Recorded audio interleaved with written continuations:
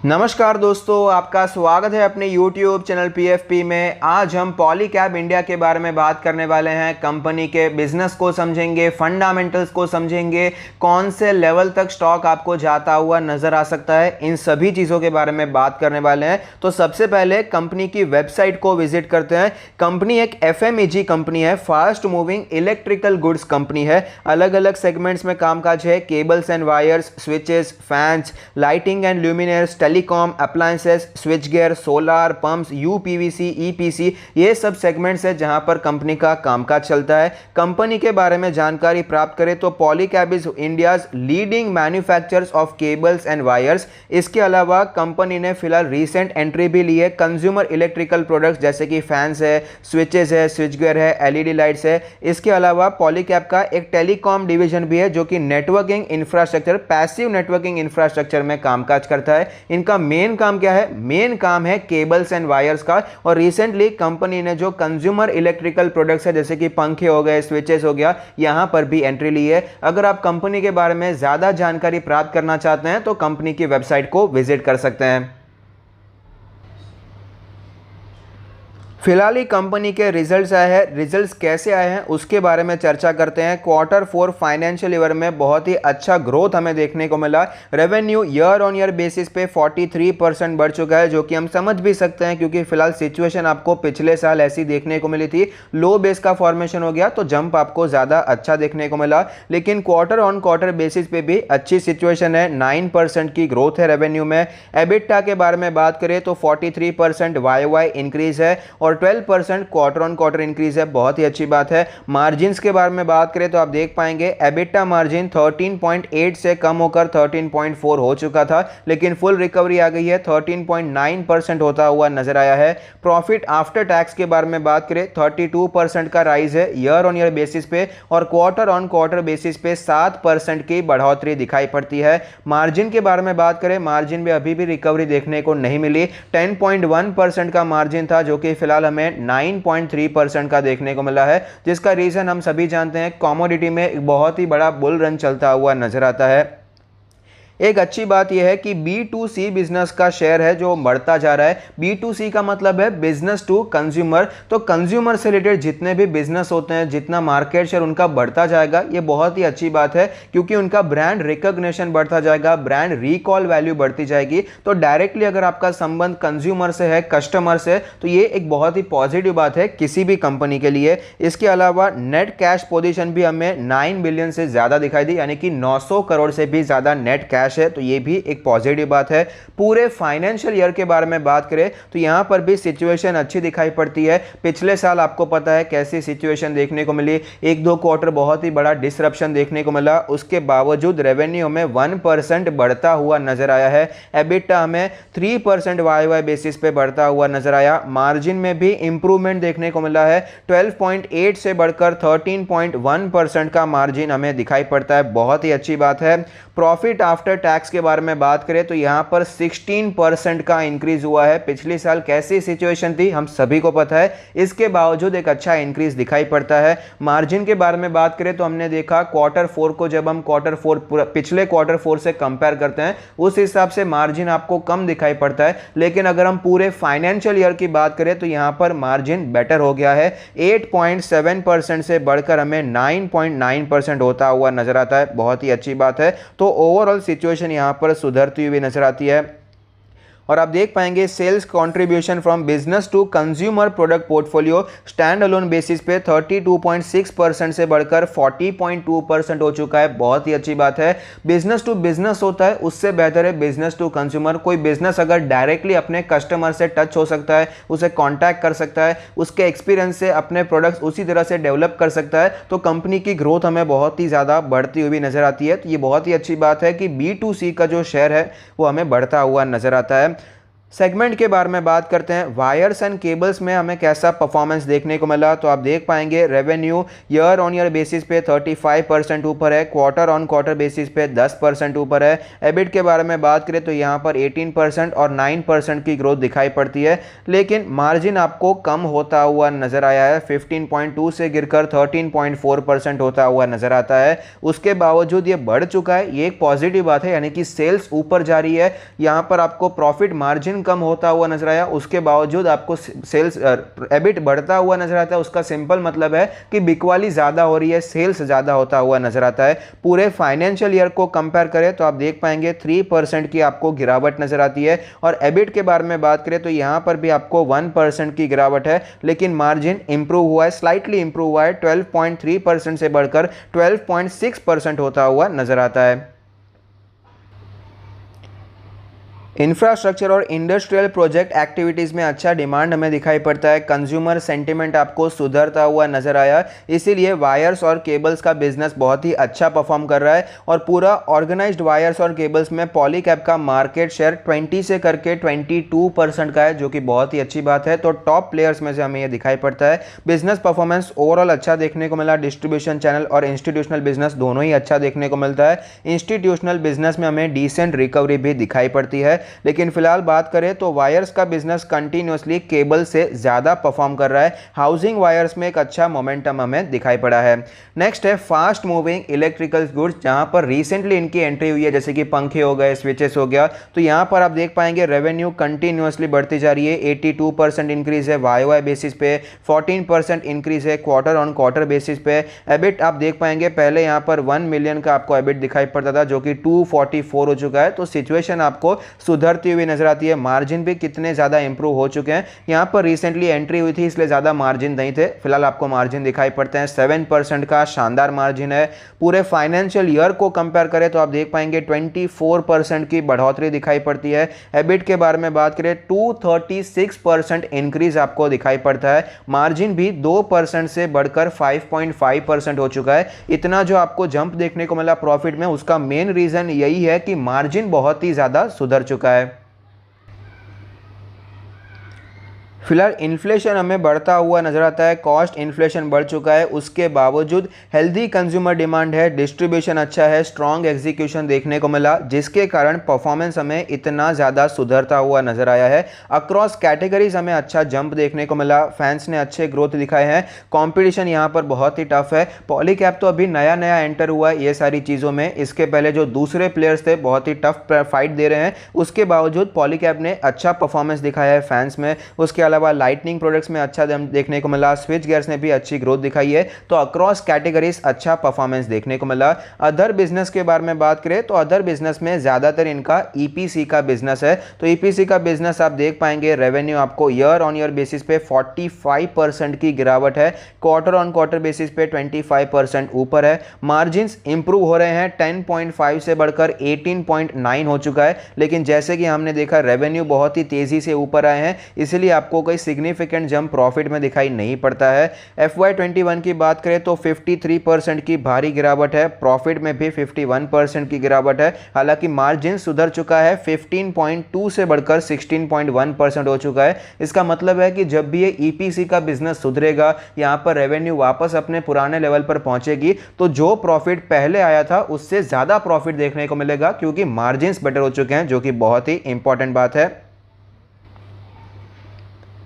Company के growth prospects के बारे में बात कर लेते हैं। कंपनी क्या सोच रही है अपने बारे में, क्या ग्रोथ यहां पर आपको उनको खुद को दिखाई पड़ती है। तो सेल्स बाय FY 2026 आप देख पाएंगे 200 बिलियन से ज्यादा का सेल्स करना चाहते हैं। फिलहाल कितना सेल्स है, 89 आपको दिखाई पड़ता है, 89 बिलियन का सेल्स हमें दिखाई पड़ता है। तो आप समझ सकते हैं 2.5 टाइम्स की ग्रोथ ये सेल्स में एक्सपेक्ट करते हैं। ये तो सेल्स की बात हो गई, सेल्स इंप्रूव होता है उतना ही प्रॉफिट इंप्रूव होगा ये जरूरी नहीं है। कंपनी लगातार मार्जिन्स अपने बेटर करते जा रही है, तो जितना सेल इंप्रूव होगा उससे डबल बेसिस पे आपको प्रॉफिट इंप्रूव होता हुआ नजर आ सकता है, जिस बेसिस पे फिलहाल इनका मार्जिन इंप्रूव हो रहा है। अगर ये कंटिन्यू रहता है तो अगर आपको प्रॉफिट फिलहाल सपोज आपको सेल्स आपका 1 रुपए का है, प्रॉफिट आपका 10 पैसे का है, अगर सेल्स आपका डबल हो जाता है 2 रुपए का हो जाता है तो 20 पैसे की जगह पर 30 पैसे का भी प्रॉफिट आपको दिखाई पड़ सकता है। तो ये होती है growth. Margin improvement long term में बहुत ही फायदे कारक होता है। तो B2B बिजनेस को एनर्जाइज करना है। इनकी ऑलरेडी एक अच्छी लीडरशिप है, अच्छी मार्केट है, मार्केट लीडरशिप है B2B बिजनेस ने। बिजनेस टू बिजनेस में तो बहुत ही अच्छा परफॉर्म करते हैं क्योंकि पुराना कामकाज है, पहले से करते आ रहे हैं। लेकिन अब बात है B2C बिजनेस की, यानी कि बिजनेस टू कंज्यूमर को, कस्टमर को डायरेक्टली टच करना, डायरेक्टली उनको प्रोडक्ट बेचना, यहां पर थोड़े से नए दिखाई पड़ते हैं। लेकिन वो सिचुएशन भी हमने देखी, बहुत ही अच्छा परफॉर्म कर रहे हैं वहां पर भी, वायर्स और केबल्स में भी, और स्पेशली जो इनका नया सेगमेंट है इलेक्ट्रिकल वाला, वो भी बहुत ही अच्छा परफॉर्म करता हुआ नजर आता है। तो इनका जो कस्टमर बेस है वाइड होता जा रहा है, तो ये सिचुएशन भी बहुत ही अच्छी दिखाई पड़ती है। Future proof success, accelerate sustainability, बहुत ही अच्छी बात है। यहां पर इनका जो प्रोजेक्ट है माइंड में कि आगे जाकर हमें अच्छा कामकाज करना है, सेल्स इंप्रूव करना है, 200 बिलियन से भी ज़्यादा का सेल्स करना है, ये एक पॉजिटिव बात है। इनका जो ग्रोथ प्रोस्पेक्ट्स दिखाई पड़ता है बहुत ही ज़्यादा अच्छा दिखाई पड़ता है। शेयर होल्डिंग पैटर्न के बारे में बात करें, टोटल प्रमोटर होल्डिंग 68.4% है, अदर्स के पास 15.3% है, अल्टरनेट इन्वेस्टमेंट फंड के पास 0.7% है, इंटरनेशनल फाइनेंस कॉर्पोरेशन के पास 2.5%, FIIs के पास 6.4%, DIIs के बारे में बात करें तो 6.6% का शेयर होल्डिंग पैटर्न हमें दिखाई पड़ता है। स्टॉक के बारे में बात करें, पॉलीकैब इंडिया का लास्ट ट्रेडेड प्राइस है 1815, जो कि 0.39% नीचे है, 27,000 करोड़ की मार्केट कैप है, 0.55% का डिविडेंड यील्ड है, 29 का इंडस्ट्री का पी, और ये स्टॉक हमें 30.85 के कंसोलिडेटेड पी रेशियो पर अवेलेबल है। स्टैंड अलोन बेसिस की बात करें तो 32.58। प्राइस टू बुक रेशियो के बारे में बात करें, 7.02 का प्राइस टू बुक रेशियो हमें दिखाई पड़ता है। कंपनी के परफॉर्मेंस के बारे में बात करें तो आप देख पाएंगे कंटिन्यूअसली आपको ये परफॉर्मेंस बेटर होता जा रहा है। 2018 में 6.83 1000 करोड़ का रेवेन्यू था, जो कि बढ़कर हमें 2021 में 9.06 थाउजेंड करोड़ होता हुआ नजर आया है। प्रॉफिट के बारे में बात करें 0.36 से बढ़कर 0.88 होता हुआ नजर आता है। यही मैं आपको बता रहा था। आप देख पाएंगे रेवेन्यू में कोई बड़ा जंप नहीं है, 50% का जंप भी आपको दिखाई नहीं पड़ता। उसके बावजूद आप प्रॉफिट देख सकते हैं, प्रॉफिट तो डबल से भी कहीं ज्यादा होता हुआ नजर आता है। तो मार्जिन कंटिन्यूअसली आपको यहां पर इंप्रूव होता हुआ नजर आता है, जो कि बहुत ही अच्छी बात है। कंपनी को पीयर के साथ कंपेयर करें, पॉलीकैब इंडिया का पीई रेशियो 30 है, जबकि हैवेल्स इंडिया का 60.99 दिखाई पड़ता है। तो क्लियरली आधे वैल्यूएशन पे अवेलेबल है अगर हम इसे हैवेल्स इंडिया के साथ कंपेयर करते हैं।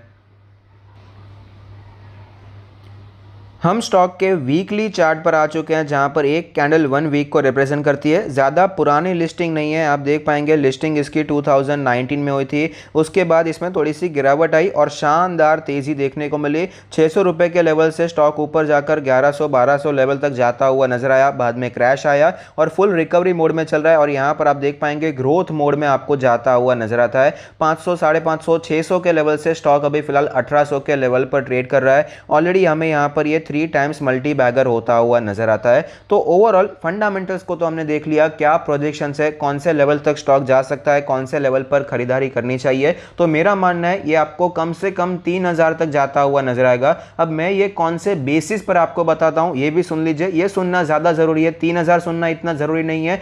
क्यों मैं कह रहा हूं कि 3000 जाएगा, ये सुनना ज़्यादा ज़रूरी हो जाता है। तो सबसे पहला रीज़न, अगर सिंपल बेसिक एनालिसिस भी अगर आप कर देते हैं तो हैवेल्स के साथ कंपेयर करेंगे तो आपको क्लियरली पता चलता है कि 30 का पी रेशियो है, तो यहाँ पर डिफरेंस आपको क्लियरली पता चल जाता है। लेकिन हैवेल्स का पीई रेशियो इतना महंगा क्यों है, पॉलीकैब का सस्ता क्यों है, ये जो रीज़न है वो ढूंढना चाहिए। क्योंकि पॉलीकैब का main business business to business है, B2B बिजनेस है, जबकि हैवेल्स का ज़्यादातर बिजनेस तकरीबन 40 से 50% का रेवेन्यू प्रॉफिट उनका बिजनेस टू कंज्यूमर से आता है, जो इनका इलेक्ट्रिकल कंपोनेंट्स है वहां से ज़्यादा बिजनेस आता है, इसीलिए उनका वैल्यूएशन महंगा है। जितनी भी कंपनीज मार्केट में लिस्टेड है, अगर उनका प्रोडक्ट डायरेक्टली कस्टमर तक पहुंचता है, उनका ब्रांड रिकॉग्निशन होता है, तो उसका वैल्यूएशन आपको महंगा ही दिखाई पड़ता है। इसीलिए मैंने आपको बताया कि पॉलीकैब में ये वैल्यूएशन गैप आपको नजर आता है और कंपनी कंटिन्यूअसली इंक्रीज करती जा रही है अपने इलेक्ट्रिक कंपोनेंट्स के सेल्स को, वो बिजनेस बढ़ाती जा रही है। तो फ्यूचर में ये जो पॉलीकैब इंडिया है, ये स्टॉक, ये कंपनी भी आपको बिजनेस टू कंज्यूमर होती हुई नजर आ सकती है।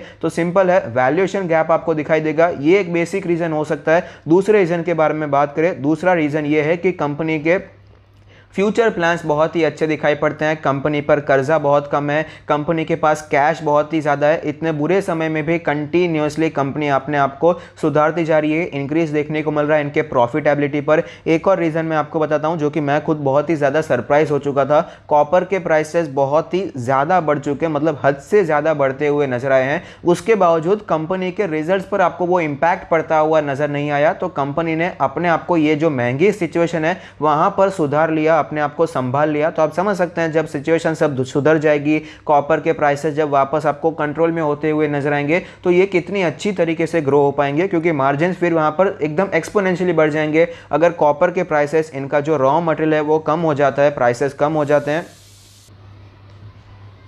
और इनके बेचने का प्राइस सेम रहता है, तो ऑफकोर्स जो डिफरेंस होगा मार्जिन में आपको इंप्रूवमेंट देखने को मिल जाएगा। तो ये एक रीज़न मुझे दिखाई पड़ता है जिसके कारण लॉन्ग टर्म में हमें एक अच्छी ग्रोथ देखने को मिल सकती है। तो यहाँ पर कौन से लेवल पर खरीदना चाहिए, जैसे कि आप सभी को पता है, मैं यहाँ पर तब से इन्वेस्ट करता आ रहा हूँ जब से इसका PE रेशियो 18 के आसपास का था, 16-18 के आसपास का। पहली बार 600 पे इन्वेस्ट किया, फिर 800 पे इन्वेस्ट किया। उसके बाद फ्रैंकली मुझे यहाँ पर कोई ज़्यादा मौका दिखाई नहीं दिया है, कंटिन्यूसली स्टॉक ऊपर जा रहा है, कोई बड़ी इन्वेस्टमेंट करने का मौका नहीं मिला। छोटे इन्वेस्टमेंट जैसे कि 20 डेज के मूविंग एवरेज पर जब भी आता है, छोटा छोटा क्वांटिटी एक्यूमुलेट करने का मौका मिला है। उसके बाद कोई सिग्निफिकेंट गिरावट यहाँ पर आपको दिखाई नहीं पड़ती है। लेकिन लॉन्ग टर्म के पर्सपेक्टिव अच्छे हैं। अगर आपका विजन 5 साल है, उससे ज़्यादा है, 10 साल 15 साल है, तो इसमें आपको अच्छी ग्रोथ दिखाई पड़ सकती है। मेरा मानना है फिलहाल इसका मार्केट कैप तकरीबन 27,000 करोड़ का है। आगे आने वाले में 6 से 7 सालों में हमें 1 लाख मार्केट कैप भी हिट होता हुआ नजर आ सकता है। ये मेरा एनालिसिस है, आप इसके साथ अग्री करे ना करे ये आपका ओपिनियन है, लेकिन मेरे एनालिसिस पे मैंने इसे 600 पे 800 पे खरीदा था। मैंने आपको सजेस्ट भी किया था, उसके बाद हमें अच्छी तेज़ी ऑलरेडी देखने को मिली है। 10,000 मार्केट कैप से ऑलरेडी 30,000 मार्केट कैप तक ये होता हुआ नजर आया है। तो मेरा मानना है जिस प्रकार से सिचुएशन है, इंफ्रास्ट्रक्चर में गवर्नमेंट पुश दे रही है, तो उसमें वायर्स केबल्स की ज़रूरत होती ही है। हमें लगता है सिर्फ सीमेंट की ज़रूरत है, स्टील की ज़रूरत है, वो दूसरा इंफ्रास्ट्रक्चर है। बाकी ज़्यादा इंफ्रास्ट्रक्चर में बहुत कुछ है और वहाँ पर पॉलीकैब इंडिया का ऑलरेडी मार्केट लीडरशिप है। तो अगर इंफ्रास्ट्रक्चर में ये पुश कंटिन्यू रहता है तो डायरेक्टली इसको फायदा होने वाला है, पॉलीकैब को फायदा होगा। दूसरा, कंज्यूमर बिजनेस में बहुत ही अच्छी अपॉर्चुनिटीज है और वहां पर भी पॉलीकैब इंडिया ऑलरेडी एंटर हो चुका है। तो यहां पर आपको जो सिचुएशन है सुधरती हुई नजर आ रही है। हमने देखा इसका कैसा रेवेन्यू बढ़ रहा है, प्रॉफिट बढ़ रहा है, तो ऑफकोर्स ये भी एक पॉजिटिव बात है। B2C हो जाएगा तो इसका PE एक्सपांशन हो जाएगा, मार्केट इसे महंगा वैल्यूएशन देगा। सिर्फ अगर ये B2B करते तो इतना महंगा वैल्यूएशन नहीं मिलता, लेकिन जैसे जैसे ये B2C पर फोकस करेंगे तो महंगा वैल्यूएशन मिलेगा, तो डबल फायदा होगा। जो प्रॉफिट बढ़ेगा उस हिसाब से शेयर बढ़ेगा और PE एक्सपांशन, वैल्यूएशन एक्सपांशन भी आपको देखने को मिलेगा। इसके अलावा टेलीकॉम में भी एंटर हो चुके हैं, टेलीकॉम में भी बहुत ही अच्छा कामकाज दिखाई पड़ता है। तो ये तीनों सेक्टर बहुत ही फिलहाल अच्छा परफॉर्म कर रहे हैं और लॉन्ग टर्म में 5 से 10 साल, 15 साल, 20 साल में भी अच्छा परफॉर्म करते हुए नजर आएंगे, ऐसा मेरा मानना है। तो यहाँ पर लॉन्ग टर्म के लिए जो इंटरेस्टेड है, खरीदारी के बारे में सोच सकते हैं। अगर यहाँ पर आप खरीदारी करना चाहते हैं, 20 डेज के एक्सपोनेंशियल मूविंग एवरेज को फॉलो किया जा सकता है, वहाँ पर इन्वेस्टमेंट किया जा सकता है। फिलहाल ये जो 20 डेज का मूविंग एवरेज है वो 1699 है, यानी कि 1700 के आसपास नज़र आता है। अगर आपको स्टॉक कहीं पर भी 1700 के आसपास या फिर 1720 के आसपास नज़र आता है तो यहाँ से आप एक्यूमुलेट करने की शुरुआत कर सकते हैं। स्टॉक को हर एक डिप पर खरीदारी के बारे में सोच सकते हैं। ऑफकोर्स स्टॉक में कितना अच्छा रनअप देखने को मिला, यहाँ पर आप देख पाएंगे 800 के लेवल के बाद इसमें कोई बड़ी गिरावट आपको दिखाई नहीं पड़ी। जो गिरावट हुई थी वो इंट्राडे बेसिस पे कवर भी हो जाती है। तो यहाँ पर कोई भी गिरावट होती है तो बाय ऑन डिप्स करना है, यहाँ पर खरीदारी के मौके ढूंढना है। यहां पर इतना स्टॉक भाग चुका है तो ऑफ कोर्स थोड़ी सी गिरावट होती है, तो वो हेल्दी करेक्शन माना जाएगा। बाय चांस स्टॉक अगर आपको 10% के करेक्शन पे मिल जाता है, स्टॉक अगर आपको कहीं पर भी 1600 के आसपास या फिर 1600 के नीचे दिखाई पड़ता है तो ये बहुत ही अच्छी अपॉर्चुनिटी होगी, दोनों हाथ से माल को उठाया जा सकता है। तो अगर आपको ये एनालिसिस अच्छी लगती है तो प्लीज कोई फीडबैक दीजिए। Thank you, stay happy, happy investing.